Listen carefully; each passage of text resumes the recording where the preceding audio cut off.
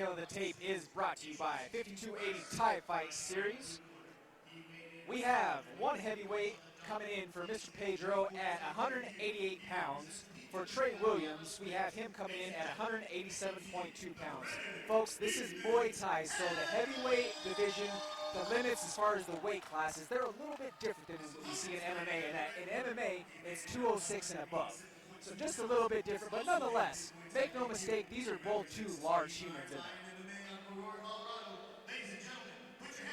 In the corner of Trey Williams, we have Mr. Leo Pla, and then we have Juan Gonzalez in the corner of Ethan Pedro. Bobby Wambacher is getting the last rules read off here for these two gentlemen, and he's going to shout, "Let's get after it," in just a second.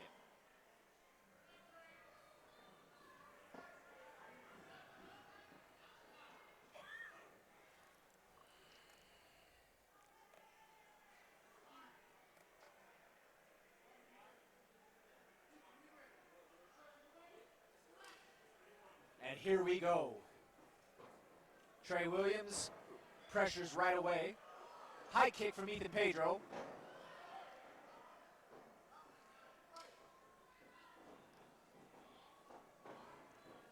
Southpaw attack right now from Trey Smith to the orthodox for Mr. Pedro. Yeah, and Trey's doing a good job of using his feints to kind of close the distance and set up his shots. Now that way that he ducked his head that's a scary way to go. Yeah, especially as hard as Ethan is throwing. You know, he's not touching, right? He's throwing full power right now. He's looking for the knockout with every punch he throws. And you see that big looping hook, right? These two But guys, I will say that there's a lot of volume right now landing for Trey Williams. Whether or not they're significant, the volume is a factor. When we're talking score sheet. For sure, it's a factor, and it is significant.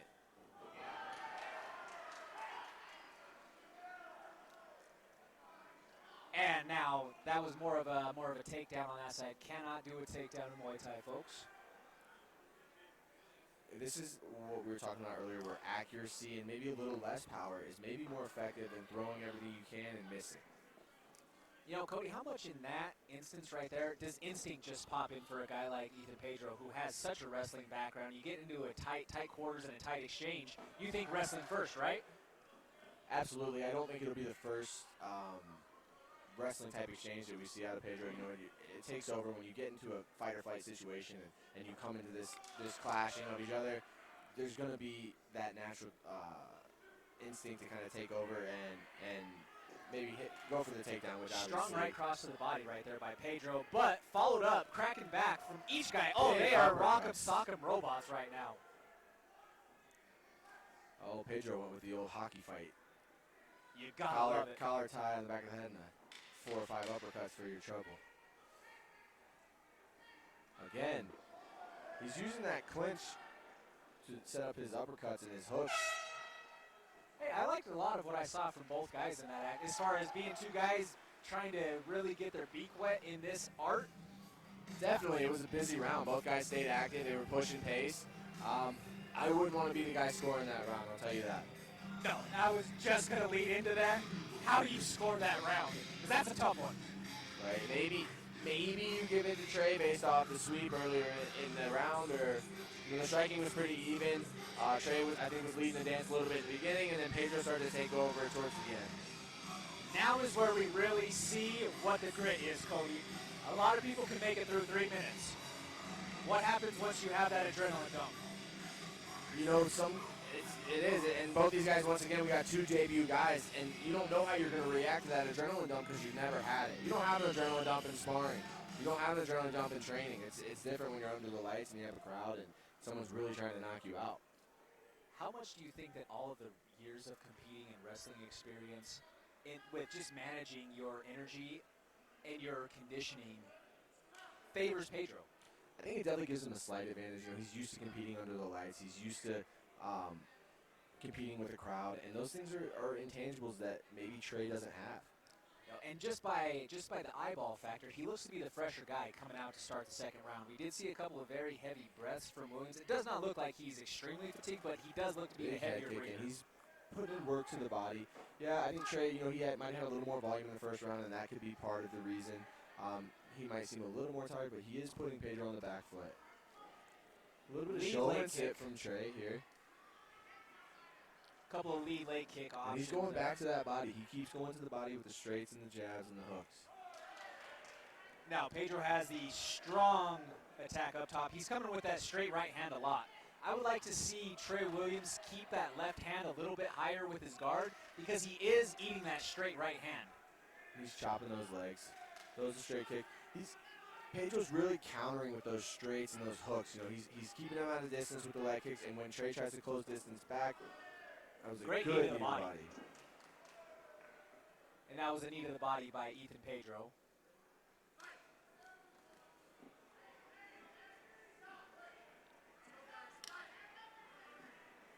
But Trey Williams is as game as it gets. He is standing right there, and he's trading as much as he can, offering as much as possible, Good trying right to hand. counter off.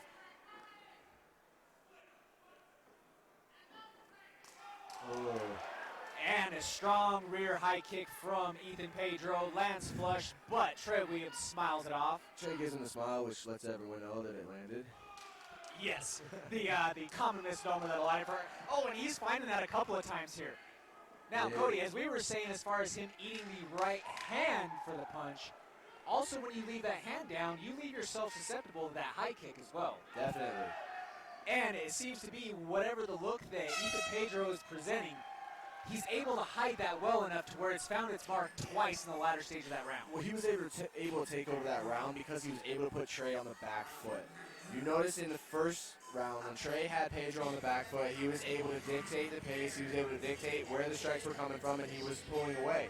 Pedro made the adjustment, now he's putting Trey on the back foot, and he's really pulling away and taking over into this fight.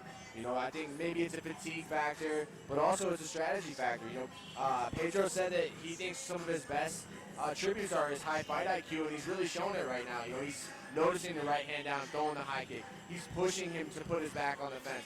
He's dictating the pace, and if he continues to do that, he's going to win this fight. Trey needs to get his composure back and start maybe flurrying a little bit, keep the volume up like he did in round one, and put Pedro on the back foot.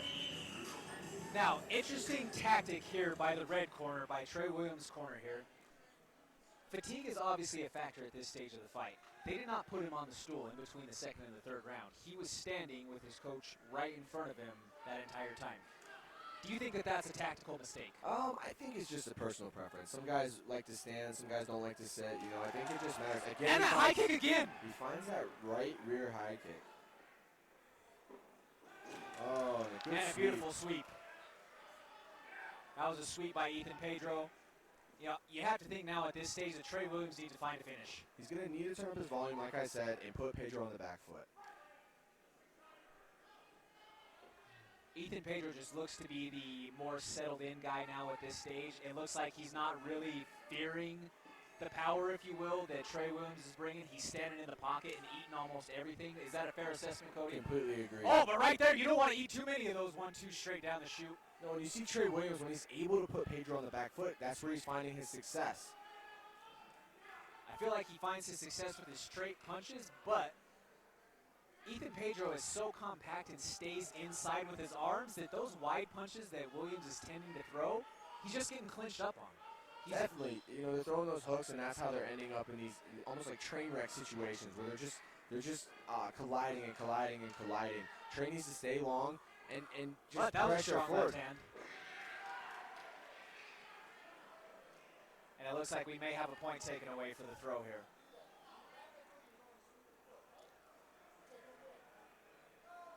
And referee Bobby Wambacher has officially taken away a point. Now, will that play a factor when it comes time to the judges' scorecard, folks? We shall see. You know, Bobby's telling him, he told him no throws, and like we said earlier, you know, I think sometimes instinct just takes over. I told you after that first exchange that I didn't think it would be the last one. When you get in these clinches, it's just it just takes over. You've been doing it your whole life. You know, he's a lifelong wrestler. He's going to throw. That's just what he does, and he's got to make that adjustment. It's like we talked about, trying to figure out who you are, but you know, this is a new rule set, and he's got to follow the rules. That's a nice three-punch combo right there, where he went body, head, and changed levels right there by Trey Williams. You're starting to see Trey kind of take over. I think Pedro's starting to get a little more fatigued. Good right hand by Pedro. Good uppercut. Hey, Good I tell you flurry what. to end the round, man. It's going to be a tight score. I don't know how they're going to score that. The first round was super close. That point deduction could be huge. We could be looking at a draw here. Could very well be.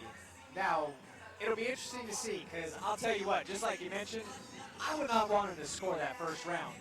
You know, you could have potentially edged out that first round for Williams. You know, he did have some significant volume. The power advantage was probably with Pedro in that first round. I think that the second round was pretty fair to say that Ethan Pedro won that. This third round with that point, that could be the pivotal swinging point of this matchup as it comes to these judges' scorecards. It definitely could, man. It's gonna be interesting to see how they score. It's gonna really come down to the first round. You know, both guys had their moments. They were going back and forth. I would say, you know, Trey kind of dominated the beginning, right? He was pushing the pace. He was putting Pedro on the back foot. He was landing higher volume, not a lot of power, but he was definitely landing more shots. Pedro landed some power at the end and maybe could have stole it. I'm not sure they're going to score that. I would definitely say Pedro took the second round. You know, he dictated pace. He landed those high kicks. And then in the third round, it looked like Pedro was taking over. It looked like he was going to come take the fight. He was winning. Then he hit that throw, and Bobby took the point. Once he took the point, it was like a total momentum shift in terms of what Trey was doing. He pushed the pace and finished the round strong. Absolutely. You know, it'll be something that I'm interested in seeing going forward. If a guy like Trey Williams stays specialized in Muay Thai, or if he decides to venture his way into MMA, given that he does his strength and conditioning at the Lone Tree UFC gym. Yeah, I'm sure that both these guys are going to transition into MMA. They're just getting their feet wet in different aspects. Maybe, like I said, working on their areas they feel they need the most work. Now, we may have a potential for, who knows, it may be a split decision. Commissioner Eric Hines is tallying up all the scorecards, getting them ready to hand over to our in-ring announcer, Aaron Burrell. Cody, usually when there's a little bit of a delay on getting these cards, it's because they're making sure that they're getting everything that those judges wrote down accurate, so that the wrong guy isn't named out once the official decision comes. Right, and how many times have we seen that happen? You know, in regional promotions all over the country, you hear these horror stories about guys who thought they won, then they come backstage and say, oh, you got to be quicker than that. Gotcha, you didn't actually win, it was the other guy. So I'm glad that they're taking their time. They want to be doing everything correct and keeping it as professional as possible. Absolutely. Yeah, that has to be a nightmare situation. Here we go. And here we go for the official ruling.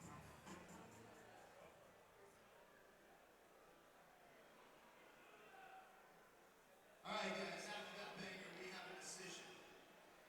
Judge Short sees about 29-27. Pedro. We have one score, 29-27 for Ethan Pedro. Draw. We have one draw. Score is about 29-27 for your winner by majority decision. And fighting out of the blue corner,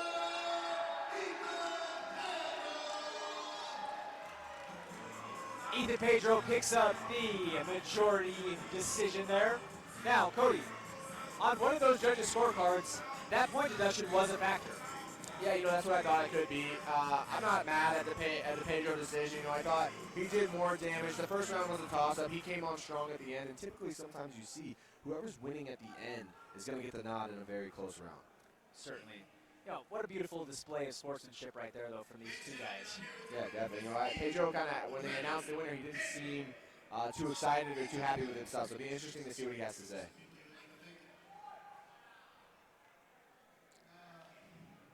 Yeah, of course. I like to thank my coach and my training partners, but I didn't think I won that fight. I think it should have gone the other way. At least outstanding. But we're both really young. It's just an amateur fight, and I'm glad I was able to come here and put on a show. Nothing to hang your head about, sir. You put it all out there on the cage for us, and the judge made the decision. Congratulations, sir. Enjoy your victory. Ladies and gentlemen, you win Mr. Ethan Pedro. And, folks, very interesting comments there from Ethan Pedro. Ethan